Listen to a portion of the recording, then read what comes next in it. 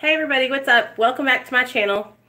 My name's Nicole and I'm an addict, and I've been in recovery for 2 years and 9 months, and I'm currently taking Suboxone.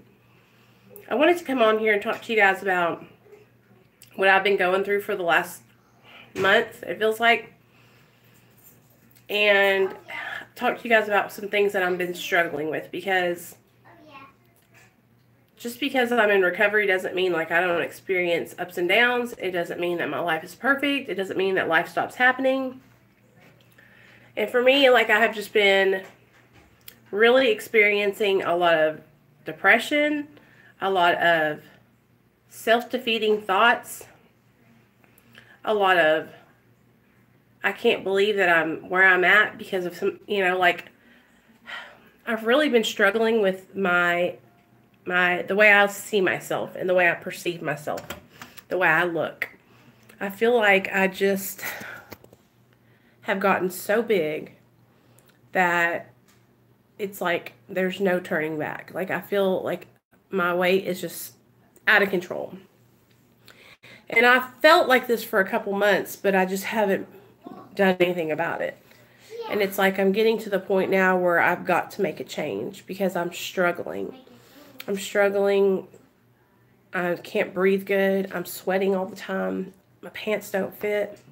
I struggle to like walk up the hill, and it's uncomfortable.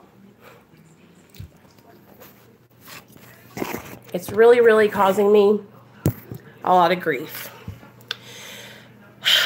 So I wanted to talk to you guys about that. In return, I've been isolating and staying at home because, well, I don't want to get out and go anywhere because I feel horrible. I feel huge, you guys. I feel sweaty. I feel lethargic. I feel so big. And I'm isolating. My fiance said I could go buy a gym membership. So I can do that, and I can take classes at the gym. And they have daycare there. So I think that if I have like a set schedule, something to help me, then maybe I'll do better. But I'm at the point where I've got to make a change. Because I'm only going up in my weight from here. And it's like I can't even breathe, you guys. It's so uncomfortable. So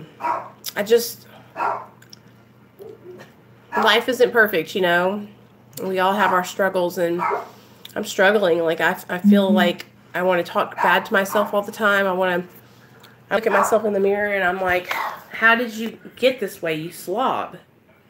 How could you have eaten yourself into this situation?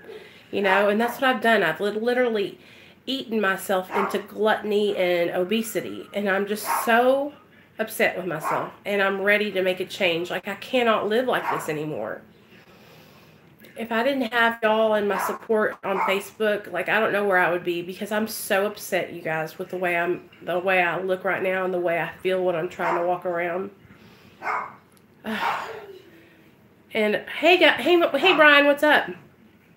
Yeah, and I'm just like, I can't even handle it. Like, it's so overwhelming, and I know that I'm eating and I'm self-medicating with food. I know that I'm not eating to fuel my body. Like, I know it. I know that I'm eating shit and that I need to eat healthy. So what I'm doing is I'm waiting until my refrigerator, like until I don't have anything in there, and then I'm going to go grocery shopping. And I'm going to start eating healthy, and start making sure my son eats healthy. Because the thing about it is, you guys, like, I want to be here for my son. I want to be able to walk and play outside with him. And I sweat just standing here. Sorry if this is too much information, but my boobs are so big that it's like uncomfortable, And they were already big in the first place. So I'm really just disappointed in myself for letting myself get like this. But I know that the first step is admitting that I have a problem and that I'm powerless. And I am powerless over food when I put it in my body and when I'm like binge eating. So I'm going to get healthy foods to put in my body and replace that sensation with exercise, and I just need you guys' help. Like, I had to get on here and tell y'all what I'm going through because, like, I've just been isolating because of it, and I've been staying at home and not getting out, not getting to my meetings like I normally would. And I know what can happen, you know, and I don't want to lose my recovery because I've worked really hard. And I'll be 3 years in July, you guys. So I'm coming up on my, you know, birthday, my sobriety birthday, and I want to succeed. And I don't want you guys to be worried, like, oh my God, Nicole's going to go out and relapse. But this is something that I struggle with. Like, my weight has always affected me, and I always used in my addiction to lose weight. That's how it all started when I was younger. I started sniffing cocaine. Mom, I'm done. Okay. Sniffing cocaine and doing meth because I wanted to lose weight and it helped me have energy. Monsters Inc., you want to watch it with me? Yep.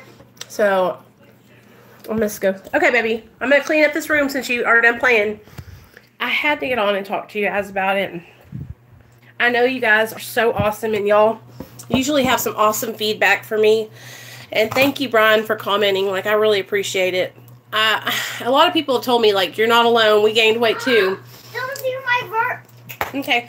But I don't have room to be gaining weight. Like, I've got to get on top of this because I want to be healthy for my family. And I want to be healthy for myself. I need to tell something. Yeah. You want to say hi to everybody? Can you make me more pizza? Yeah, let's say hi to everybody, and then Mommy's going to get off. Say hi, people. Say, don't forget to join my Mommy's group on Facebook. Guys, I love you, peeps. All right. We love you guys. Peace out. Can you lick my peep, guys? Nathaniel, that is disgusting. We do not talk about that kind of stuff. Please. That is disgusting and it's inappropriate. They say yes. Nate, inappropriate. Hey guys. Hey Aaron. Hey guys, I'm gonna take you with a real gun. No, you're not. Hush. Yes, I am. Are y'all here? Oh, okay. What's up, guys? Hey Teely. Hey Aaron. I'm just talking about isolation and how, like, I've gained a lot of weight in recovery, and because of it, I'm isolating because I feel so horrible, y'all. And it's really affecting me. Like, it's affecting my mental state and everything. He talks about his penis all the time. Did you guys do that when you were little? Did you guys do that when you were little? It's like I'm constantly having to correct him and tell him that we don't talk about our pee-pees. It's either a pee-pee or a poo-poo. So I tell him that's inappropriate and that we don't talk like that. So he's potty trained. He does his own business and everything. Okay, distract and redirect. You got it. So I'm just struggling, you guys. Like, I'm struggling with my weight. I'm struggling with my self-image, my self-love. Like, I have self-loved myself into a coma, like eating so much food that, and I'm going to be honest with you guys, it wasn't about, like, feeding my body. It was, like, a reward. I use food just like I did in my addiction. Like, I'll use this and I'll feel this way. And that's what it's, like, that's what it's down to. Is like, I have been abusing food. Like, I have been eating not to feed my body, but to feel differently. And that's the first time I ever said that out loud, but I'm addicted to food, I think. And I need help. Like, I've got to get on top of this because it's making me sick. Like, it's making me sick and it's making me feel horrible. So, yeah. That's what I'm struggling with, you know? And you have to just drink more water and cut out sugars and salt. No more comfort eating and eat plain foods with less sugar and salt. And even drink club soda to start. Yeah. Food could absolutely be addictive, just like opiates, really. Also, less stress on your life. Yeah, and so you guys know that sugar is like my downfall. And what's happened is my body is burning sugar and glucose instead of burning fat because I eat so much unhealthy stuff, and then I also eat like all this candy just like I did. Like, it's like I'm an opiate addict, you know, and I'm a methamphetamine addict too, but I'm an anything addict. Anything that's good, I'm going to overdo it, okay? Just like with food. And so now I have got to find my balance with food. And I just want to feel beautiful, you know? I just want to look in the mirror and feel confident in my outfits. I want to look nice in my bathing suit this summer. And this is just so hard for me, you guys. Like, if it's not one thing, it's another, you know? When I went to rehab the second time, I craved candy just as much, if not more, than drugs. I swear I would have killed my roommate for a Snickers. I heard that. You are without doubting yourself. You're right. Oh! What is that? A spider. A spider. You see that, guys? So, just keep me in your thoughts and prayers, you guys. If you pray, keep me in your prayers, because on Monday I'm starting keto and I'm going to redirect my diet and change everything, and I'm going to start like changing my lifestyle. And that's what it takes for me. Like, I can't just like go on a diet for a month or two. Like, I have to change everything in my life and really commit. So I'm ready to make a change, and I know that I'm worth it, and I know I deserve it, and I know I want to be healthy. I want to be healthy so I can be around for my little boy. Yeah, I agree. And so what I'm going to do, like I was just telling everybody, my refrigerator is like slowly emptying out all the bad stuff. And then I'm going to go shopping. I'm making a list of things that are like things like chicken breast, baked, that stuff that you can sprinkle on your chicken breast that's healthy to make it taste good. Steamable vegetables, lots of water. Yeah, Aaron, for real. And I know, like, I realize that I'm having a problem. Like, at first I wasn't sure, but, like, now I know. Like, I know that I've got to make a change. I'm sorry. But, anyway, I'm telling my story tonight, you guys, at 7 o'clock p.m. Central Time on my closed Facebook group.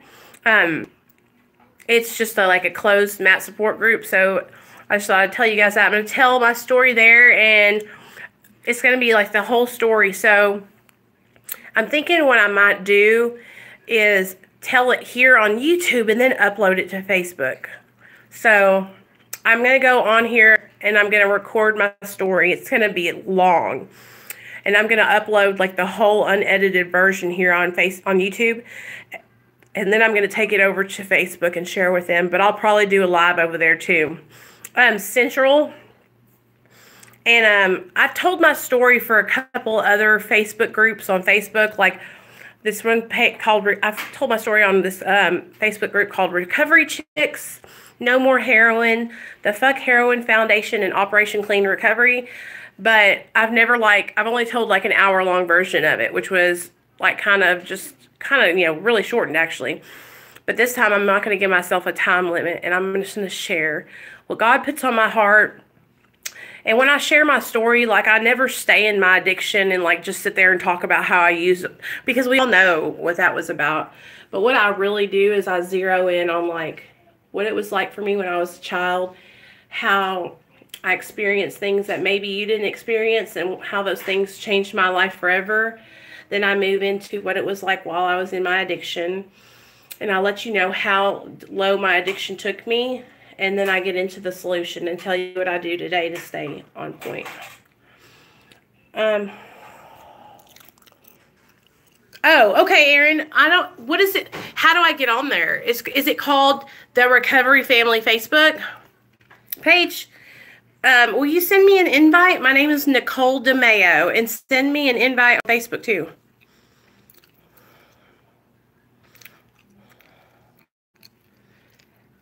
Oh, thank you, Teely. You're awesome. Forward ever, backward never. That's awesome. I like that. And thank you. I appreciate that. I just want to give other people hope. I want other people to know that if they were like I was, that they can recover and they can get their lives back together. Yeah, buddy. Okay, I'll go on there right now and search. But, okay, guys. So, yeah. Tonight, I'm going to do my story at 7 p.m. Central. Hey, Angie. What's up, girl? How are you doing? I guess I'm not going to end the stream yet. We're getting some people coming in. So, where you at, buddy? And I was just talking to the guys. I'm going to do my story tonight, Angie. I Yeah. need to put these screws in something. No, don't put them in that. And it's going to be the raw, unedited, uncut, long version. Mom, Like my real deal story. I need the screwdriver. And I was also talking about isolation and how my weight has affected me, and I'm starting to isolate because of it. And it's really, really causing me some discomfort. And I'm ready to make a change. Like I'm ready to start eating. Yes, I'm ready to start eating healthy and changing my life.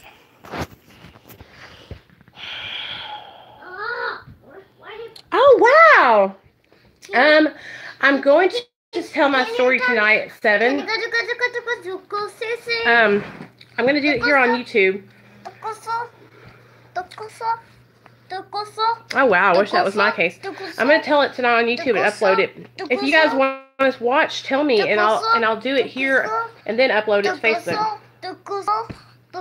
I wish that was the problem for me. Nate, stop. Now listen, just because your mommy's talking, what, son? Stop. Do you hear this boy? Alexander? I'm going to call 911 You're going to call 911? on you. For why? Because you're going to go in jail. Baby, no you don't. Hurts just as bad when someone says you're too skinny. Oh, Aaron, I'm sorry. I can imagine though, yeah. Like they're like implying that, I know, I could understand that too. Mommy. Yeah, it's coming on, Alexander. Just wait, son. Oh.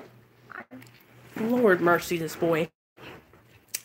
Anyway, so, I know, he's going to call 911, Aaron. Did you hear that? So anyway, like my story, you guys, it's like really, okay, I'm sure we all have a story, but like my story started out when I was young. Like I was young and I was molested when I was about 11 by this guy that lived with my grandmother. And that right there like changed my life forever. Because when he did that, it made me feel like I had something to hide. Do you know what I mean? And that started out this cycle to where I didn't feel like I could talk to my mom about things that were happening in my life. Like I didn't feel like I could go to her about anything. Oh, Angie, do you want me to add you to the support group that I just started on Facebook? Mm-hmm. It's really awesome. We have a bunch of girls in there that are same thing with Suboxone, and we all are just talking back and forth. Great. My name is Nicole DeMeo on Facebook. DeMeo is my maiden name, DeMeo. But I was molested, and that it fucked me up, you guys. And so I stopped being able to talk to my mom about stuff. Well, my mom raised me and my little sister like really, really, I had 2 little sisters, really strict Pentecostal to where we couldn't cut our hair, couldn't wear makeup, nothing like that. So when we were in school, kids would kind of make fun of us because we were different, because we couldn't wear pants and stuff. Well, that affected me. And so I was always searching for validation from other people, and I always wanted to fit in and be a part of, you know? And so that insecurity and that want to fit in, like, it skyrocketed me in my addiction. Like, when I started using drugs, you guys, I was out of control. Like, I was out of control from the first time. You know, and I started using drugs, and then it took me no time to be like a full-blown drug addict. Like, by the time I was 17, I was snorting cocaine every day in the bathroom at school, buying it. By the time I was 18 and 19, I was doing meth every day, smoking meth, going to work.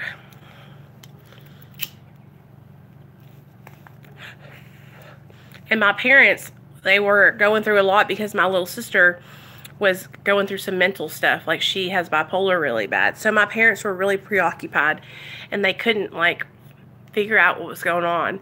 They knew that I was doing something I wasn't supposed to be doing, but they didn't know it was drugs yet, you know? So it was just hard. But I'll tell you guys more about it tonight. I'm going to smoke a cigarette, take a nap, and then me and Nate are going to go get something. Yeah, and I've always felt like I was just not the same as everybody else. Do y'all know what I mean? And I know that's probably not true, but I always felt like I was missing out. Like I wasn't the same as they were. And like I was always second guessing myself. I always needed some kind of reassurance. Like,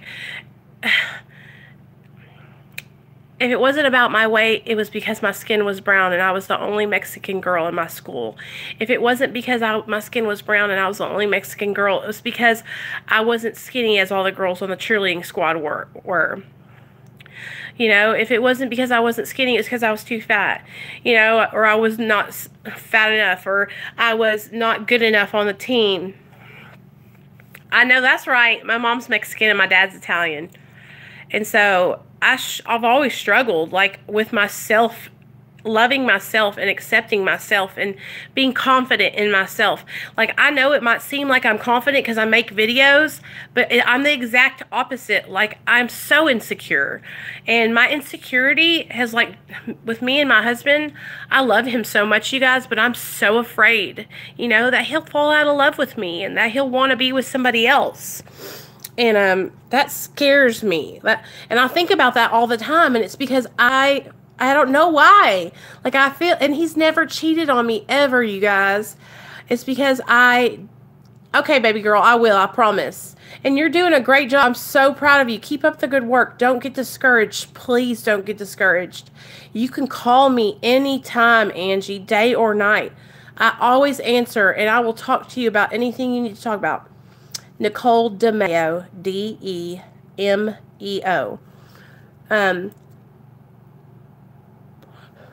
If you're not ready to taper yet, don't do it. Do not set yourself up for a relapse, okay?